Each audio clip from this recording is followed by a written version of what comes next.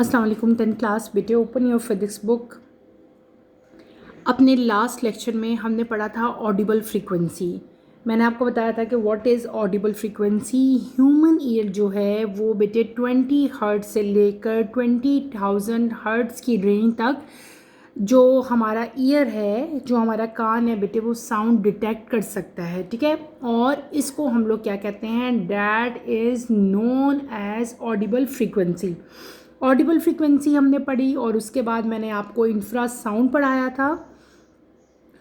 Next topic जो आज हम स्टार्ट करेंगे बेटे इसी से रिलेटेड है, डैट इज़ अल्ट्रासाउंड। अपनी बुक का पेज नंबर 57 आप लोग ओपन करेंगे। नेक्स्ट टॉपिक आज हम स्टार्ट करेंगे अल्ट्रासाउंड। अक्सर आप लोगों ने ये नाम सुना होगा, बहुत दफ़ा बल्कि सुनते होंगे, फैमिलियर सा है, कॉमन सा है।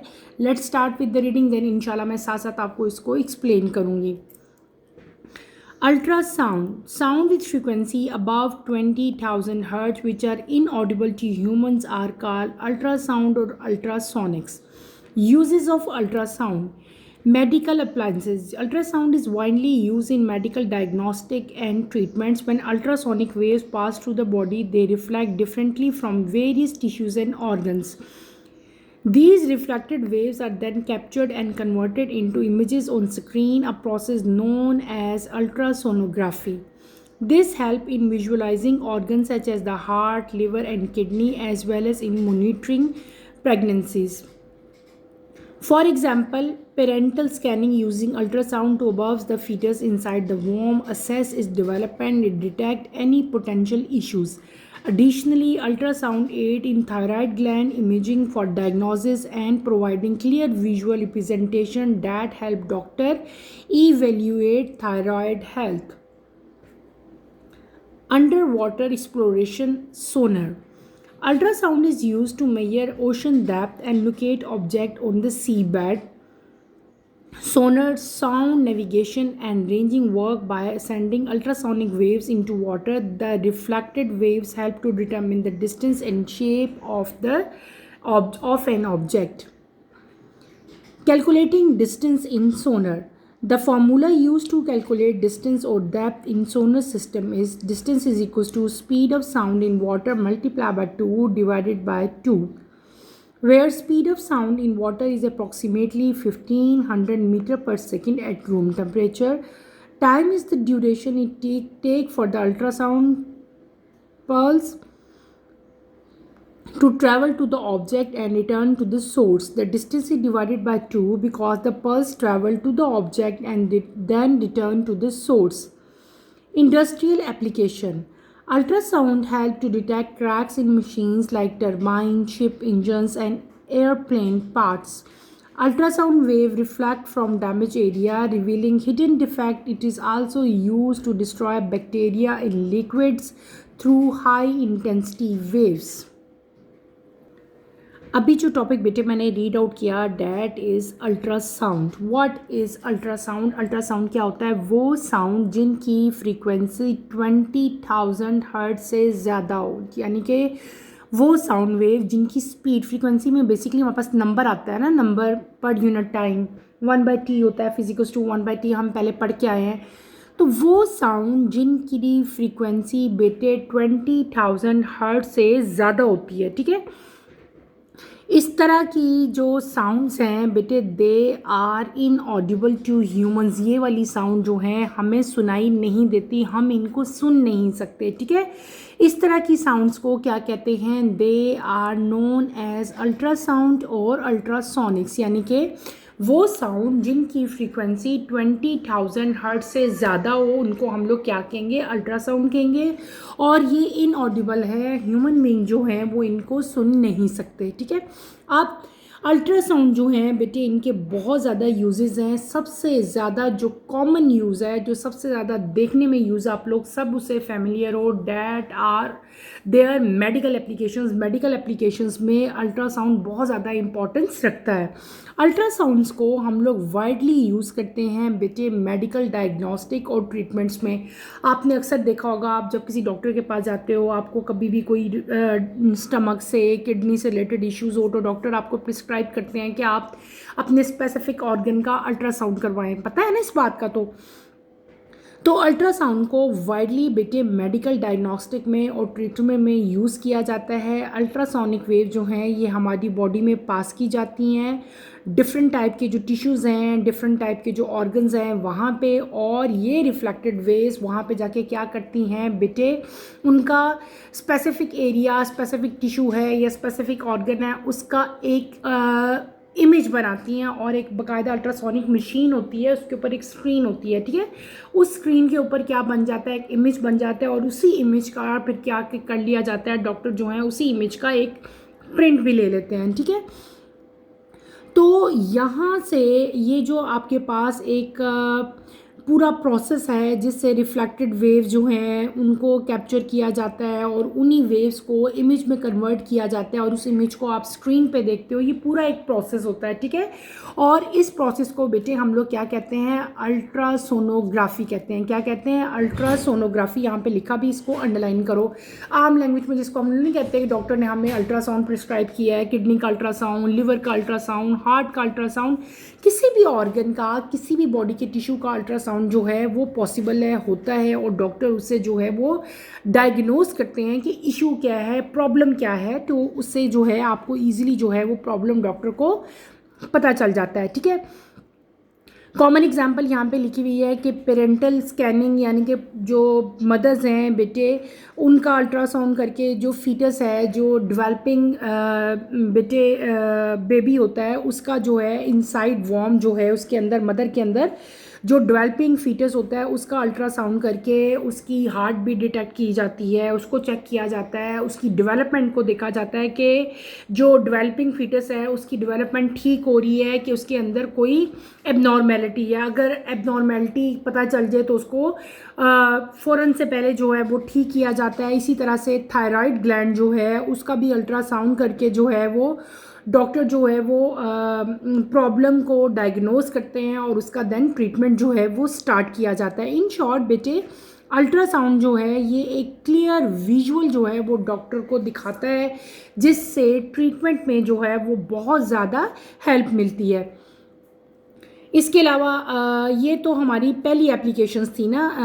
मैंने आपको बताया था कि अल्ट्रासाउंड के बहुत ज़्यादा जो हैं एडवांटेजेस हैं, बहुत ज़्यादा इसकी जो हैं वो फ़ायदे हैं। तो इनमें से एक एडवांटेज हमने क्या पढ़ा, यूज़ क्या पढ़ा, डैट इज़ मेडिकल एप्लीकेशन। यहाँ पे एक और इन्फॉर्मेशन लिखी हुई है, वो भी हम पढ़ के नेक्स्ट एप्लीकेशन की तरफ देन मूव करेंगे।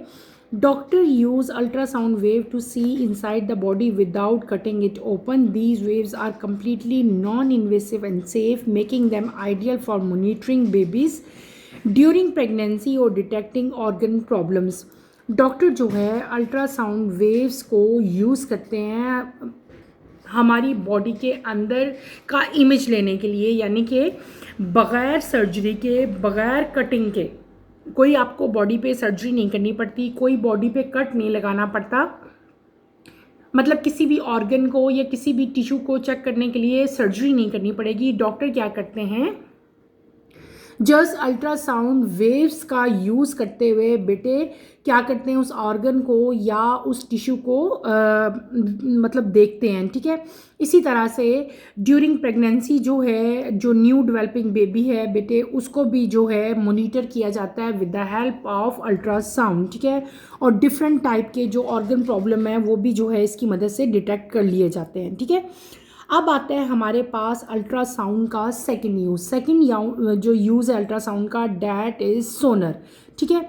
अल्ट्रासाउंड को बेटे ओशन की डेप्थ, यानी कि ओशन जो है वो कितना डीप है, ओशन की कितनी गहराई है, उसकी गहराई को मेजर करने के लिए, और डिफरेंट टाइप के जो ऑब्जेक्ट्स हैं जो सी बेड पे मौजूद हैं उनकी लोकेशन को लोकेट करने के लिए अल्ट्रासाउंड को यूज़ किया जाता है। यहाँ पे जो चीज़ यूज़ होती है डैट इज़ सोनर, SONAR, ये एब्रीवेशन है किसकी, साउंड नेविगेशन एंड रेंजिंग, ठीक है। इसको हम सोनर कहते हैं। और ये क्या करते हैं, सोनर जो है ये अल्ट्रासोनिक वेव्स को वाटर के अंदर बेटे सेंड करते हैं और उसका क्या बनता है, एक रिफ्लेक्शन, एक रिफ्लेक्टेड वेव्स जो हैं वो बनती हैं और उससे डिस्टेंस और ऑब्जेक्ट की शेप को जो है वो डिटेक्ट कर लिया जाता है, ठीक है। इसके अलावा सोनर्स की हेल्प से जो है हम लोग डिस्टेंस जो है वो कैलकुलेट करते हैं, और डिस्टेंस को कैलकुलेट करने के लिए जो फार्मूला हम यहाँ पे यूज़ करते हैं वो क्या है, S is equals to V into T divided by 2। S क्या चीज़ होती है, डिस्टेंस है, वी क्या है, स्पीड है, टी क्या है, टाइम है। आपने क्या करना है, डिस्टेंस मेजर करने के लिए हम लोग क्या करते हैं, स्पीड ऑफ साउंड, जो वाटर में स्पीड है साउंड की, उसको मल्टीप्लाई करेंगे टाइम के साथ, और इन दोनों के प्रोडक्ट को डिवाइड करना है किसके साथ, 2 के साथ। और आपको पता होना चाहिए बेटे, वाटर में जो साउंड की स्पीड है वो कितनी होती है, 1500 मीटर पर सेकेंड, ठीक है। और टाइम जो हमने यहाँ पे लेना होता है वो कौन सा टाइम लेना होता है, वो टाइम लेना होता है कि कितना टाइम जो है अल्ट्रासाउंड पल्स को लगा है उस ऑब्जेक्ट तक जाने में, जितना टाइम लगता है, और दोबारा से वापस सोर्स में आने के लिए भी जितना टाइम रिक्वायर्ड हुआ है, उसी टाइम को हमने speed of sound in water के साथ जो है वो मल्टीप्लाई कर लेते हैं। जो आपका आंसर आएगा उसको आपने क्या कर लेना है, 2 के साथ डिवाइड कर लेना है, ठीक है। क्लियर हो गया, ये हमारा हो गया सेकंड यूज़। अब आता है थर्ड यूज़, यानी कि अल्ट्रासाउंड का थर्ड यूज़ क्या है।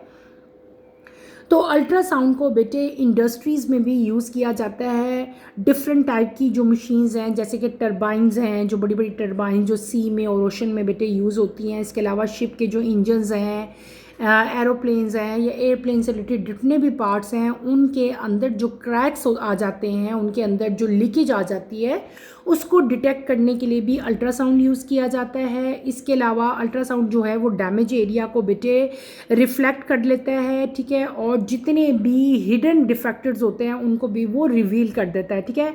और इसके अलावा बैक्टीरिया में लिक्विड के अंदर जो डिफरेंट टाइप के बैक्टीरिया प्रेजेंट होते हैं उनको ख़त्म करने के लिए, डिस्ट्रॉय करने के लिए भी हाई इंटेंसिटी वेव्स यानी कि अल्ट्रासाउंड वेव्स का इस्तेमाल किया जाता है। तो ये हमने क्या पढ़ लिया, व्हाट आर अल्ट्रासाउंड, और अल्ट्रासाउंड के यूजेस क्या हैं। 3 डिफरेंट टाइप के यूजेस, एक तो हमने मेडिकल में इसका क्या यूज़ वो देखा, इंडस्ट्री में इसका क्या यूज़ है, और लास्ट में हमने क्या देखा, अंडर वाटर एक्सप्लोरेशन यानी कि सोनर जो है उसमें इसका क्या इस्तेमाल है, क्या यूज़ है, वो भी सारा हमने पढ़ा। इन शॉर्ट अल्ट्रासाउंड हमारा कंप्लीट हो गया। नेक्स्ट की तरफ मूव करते हैं। नेक्स्ट आपका यहाँ पे एक एग्जांपल दी गई है, example 13.3, a sonar device on a ship sent out a sound pulse that return after 3.2 second. यहाँ पे टाइम कितना है, 3.2 सेकेंड हमें गिवन है।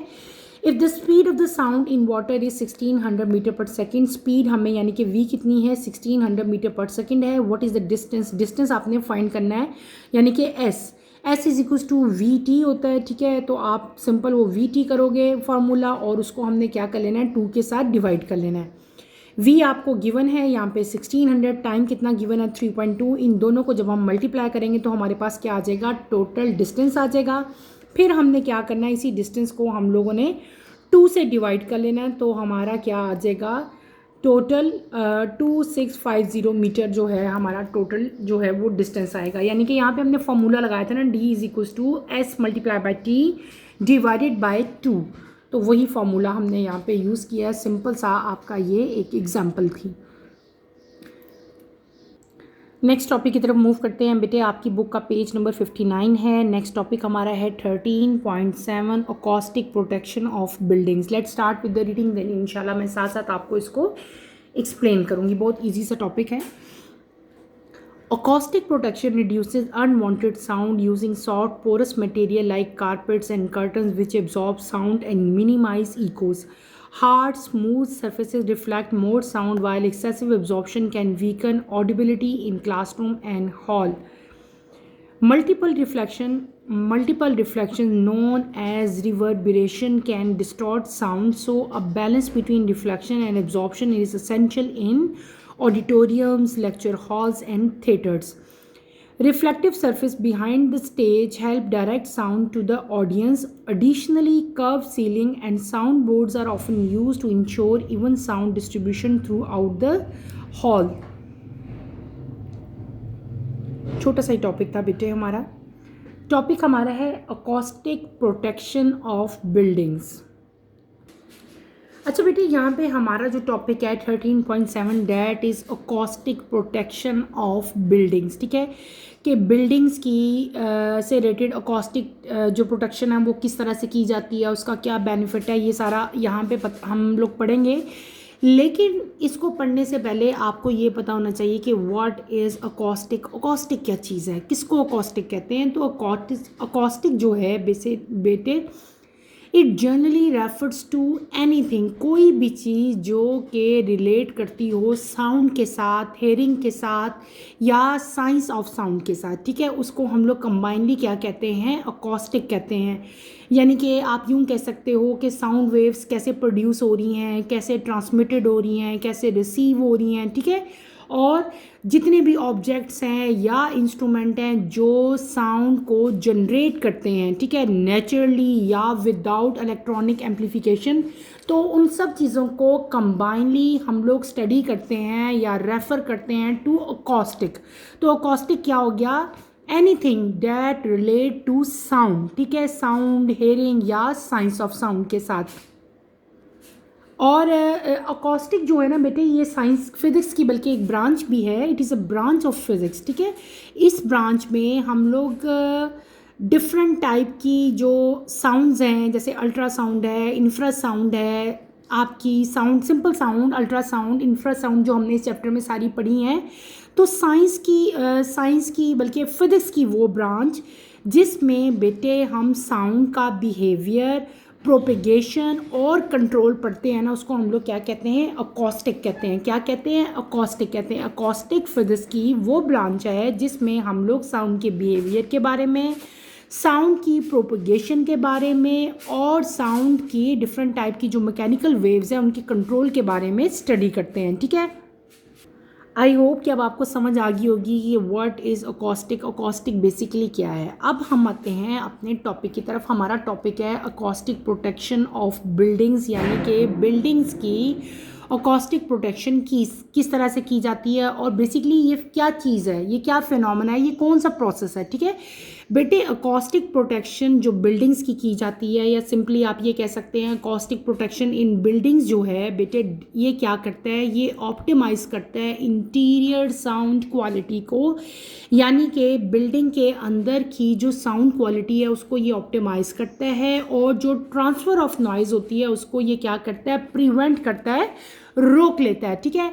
और यहाँ पे बेसिकली हम क्या करते हैं, जब भी हमने अकॉस्टिक प्रोटेक्शन करनी होती है बिल्डिंग्स की, तो हम बेटे बेसिकली 4 प्राइमरी मेथड यूज़ करते हैं। 4 प्राइमरी मेथड्स पे रिलाई करते हैं। आपकी बुक्स में बहुत थोड़ा सा दिया हुआ है, मैं जस्ट आपका कंसेप्ट क्लियर करने के लिए आपको समझाने की कोशिश कर रही हूँ कि ये जो पूरी अकॉस्टिक प्रोटेक्शन है बेटे, ये 4 प्राइमरी मेथड पे रिलाई करती है। पहली क्या चीज़ है? एब्जॉर्प्शन। लिख लो चाहे आप इसको। पहली क्या चीज़ होती है? एब्जॉर्प्शन। हम लोग पोरस मटेरियल यूज़ करते हैं ताकि इकोस को रिड्यूस किया जाते, इकोस को मिनिमाइज़ किया जा सके। दूसरी चीज़ क्या है कि हम लोग ब्लॉकिंग यूज़ करेंगे। ब्लॉकिंग से क्या होगा कि हम लोग dense air tight barrier use करते हैं ताकि साउंड को स्टॉप किया जाए। तीसरा यहाँ पे हम लोग क्या मेथड यूज़ करते हैं? आइसोलेशन, यानी कि इस तरह के स्ट्रक्चर्स बनाते हैं बिल्डिंग्स के जिससे वाइब्रेशन को स्टॉप किया जाए। और चौथा जो हम यहाँ पे मेथड यूज़ करते हैं डैट इज़ डिफ्यूजन, यानी कि साउंड की जो स्कैटरिंग है बेटे वो इवनली हो सके। Is that clear? तो अकॉस्टिक प्रोटेक्शन जो है बेटे, उससे क्या होता है? उससे बेटे अनवांटेड जो साउंड है, वो साउंड जो हम सुनना नहीं चाह रहे, जो कि अनवांटेड साउंड्स हैं, उनको हम क्या करते हैं? रिड्यूस करते हैं, उनके अंदर कमी लाते हैं। कमी कैसे लाते हैं? मैंने आपको 4 डिफरेंट टाइप के यहाँ पे मेथड बताए कि ये 4 तरीके करके जो है हम अनवांटेड साउंड को रिड्यूस कर सकते हैं। आपकी बुक में भी यहाँ पे कुछ मेथड लिखे हुए हैं, ठीक है, जिससे अनवांटेड साउंड जो है उसको रिड्यूस किया जा सकता है। पहला मेथड यहाँ पे क्या लिखा हुआ है कि हम लोग सॉफ्ट पोरस मटेरियल यूज़ करते हैं, जैसे कि कारपेट्स और कर्टन्स। कारपेट्स और कर्टन्स अगर हम अपने घरों में, अपनी बिल्डिंग्स में यूज़ करेंगे तो ये क्या करती हैं? ये इकोस को मिनिमाइज़ करते हैं और साउंड को एब्जॉर्ब करते हैं। अगर हम अपने घरों में ज़रा हैवी कर्टन्स यूज़ करेंगे ना, तो बाहर की आप भी अक्सर नोट करोगे कि आवाज़ें जो हैं बाहर की वो कम आती हैं, ठीक है। अगर क्या सॉफ्ट पोरस मटेरियल यूज़ किया जाए तो उससे अनवांटेड साउंड को रिड्यूस किया जा सकता है। इसके अलावा इको भी जो है उसको भी कम किया जा सकता है, उसको भी मिनिमाइज़ किया जा सकता है। दूसरा मेथड क्या है, हार्ड और स्मूथ सरफेस जो है वो यूज़ की जाती है। हार्ड और स्मूथ सरफेस क्या करती है, वो साउंड को रिफ्लेक्ट करती है और एक्सेसिव एब्जॉर्प्शन जो है ऑडिबिलिटी की उसको रिड्यूस करते हैं। और यहाँ पे बेसिकली क्या होगा कि जो मल्टीपल रिफ्लेक्शन है, जिनको हम मल्टीपल रिफ्लेक्शन के लिए जो वर्ड हम यूज़ करते हैं डैट इज़ रिवर्बिरेशन। क्या रिवर्बिरेशन यूज़ करते हैं। रिवर्बिरेशन क्या करती है, साउंड को डिस्टॉर्ट कर देती है और एब्जॉर्प्शन और रिफ्लेक्शन के दरमियान में बेटे एक बैलेंस क्रिएट कर देती है। अच्छा बेटे, आपके ना इस टॉपिक में एक टर्मिनोलॉजी यूज़ हुई है या लिखी हुई है रिवर्बिरेशन, ठीक है, रिवर्बिरेशन, इसको अंडरलाइन करो। रिवर्बिरेशन क्या चीज़ होती है, आप इसकी डेफिनेशन नोटबुक पे लिख लें या आपकी डेफिनेशन पेपर में आ सकती है। Reverberation is the persistence of sound in an enclose space after the original sound या ओरिजिनल सोर्स हैज़ स्टॉप। पहले डेफिनेशन लिखो, देन मैं आपको एक्सप्लेन करती हूँ मैंने क्या बताया। Reverberation is the persistence of sound in an enclose space after the original sound has stop. बल्कि मैं आपको ना इसकी डेफिनेशन लिख देती हूँ, ओरली आपसे कहीं स्किप ना हो जाए, मिस ना हो जाए, मैं लिख देती हूँ। आप लोग इसको उतार के अपनी अपनी नोटबुक्स पे उतार लो, ठीक है, आप लोगों के लिए ज़रा इजी हो जाएगा। हम लिख रहे हैं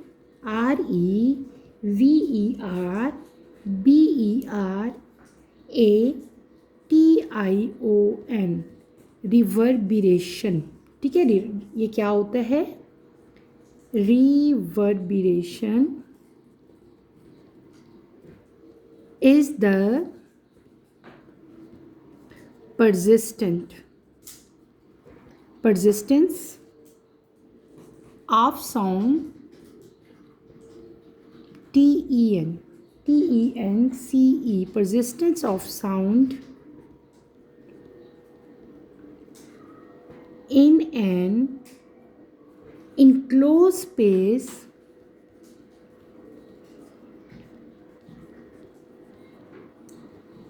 after the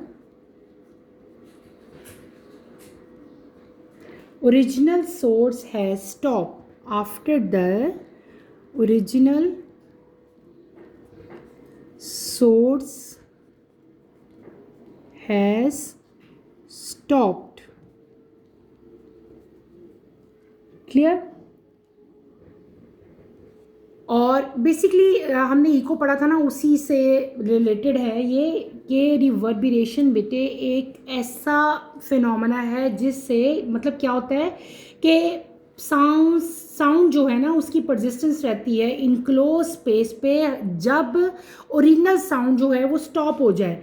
यानी कि जब साउंड वेव बाउंस ऑफ करती है वॉल के साथ, फ्लोर के साथ, सीलिंग के साथ, ठीक है, तो मतलब आप उसका जब स्ट्राइक करना, स्ट्राइक करके वापस आना, ठीक है, और साउंड बंद होने के बावजूद भी आपको सुनाई देना, ठीक है, उसका एक फीलिंग होना जस्ट लाइक इको, तो उस फिनोमेना को हम लोग क्या कहते हैं, रिवर्बिरेशन कहते हैं। Is that clear? तो इसको आप लोगों ने एज इट इज़ जो है अपनी अपनी नोटबुक्स में इसकी डेफिनेशन जो है वो उतार लो। इसकी सिंपल डेफिनेशन एक और भी मैं लिखवा सकती हूँ, मैं आपको लिखवा देती हूँ, वो लिख लें आप, ठीक है। इट is the lingering, ये और भी ज़्यादा इजी है इसकी, lingering of sound, ठीक है, it is the lingering of sound in a room after the original noise has stopped, has stop. अब मैंने आपको यहाँ पे इसकी दो डेफिनेशंस बेटे लिखवा दी हैं, तो जो आपको इजी लगती है वो आप लोग यहाँ पे लिख लो, ठीक है। और इसका मीनिंग जो है समवट बेटे इको ही से जो है वो रिलेट करता है, इको ही की तरह का फिनोमेना ये भी, ठीक है, लिख ली है, बस आगे चले, ठीक है बेटे। ये आप लोग डेफिनेशन जो है इसकी अपनी अपनी नोटबुक्स में आप इसको उतार लें। नेक्स्ट टॉपिक की तरफ, उसी टॉपिक की तरफ मूव करते हैं, हमारा लास्ट ही टॉपिक है, ठीक है।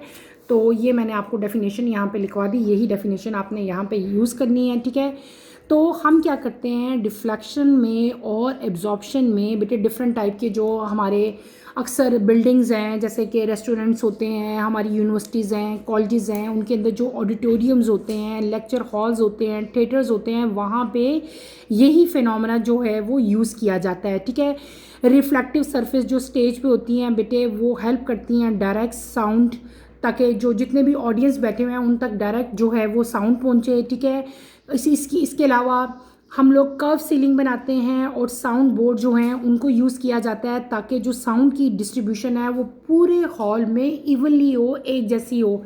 ऐसे तो नहीं ना होता कि मतलब जो साउंड है, जो सामने बैठने वाले लोग हैं या जो लेफ़्ट साइड पे हैं, जो राइट साइड पे उनको ज़्यादा साउंड सुनाई दे और जो पीछे बैठे हैं उनको साउंड ही बिल्कुल आवाज़ ही ना आए। तो ऐसे नहीं होता, बल्कि हम लोग क्या करते हैं, जितने भी हमारे लेक्चर हॉल्स हैं, थिएटर्स हैं या ऑडिटोरियम हैं, उनमें डिफरेंट टाइप के अकॉस्टिक से रिलेटेड जो हैं वो फिनोमेनस जो हैं वो यूज़ किया जाता है ताकि पूरे के पूरे आपका जो हॉल है उसमें जो है इक्वल डिस्ट्रीब्यूशन साउंड की हो। यहाँ पे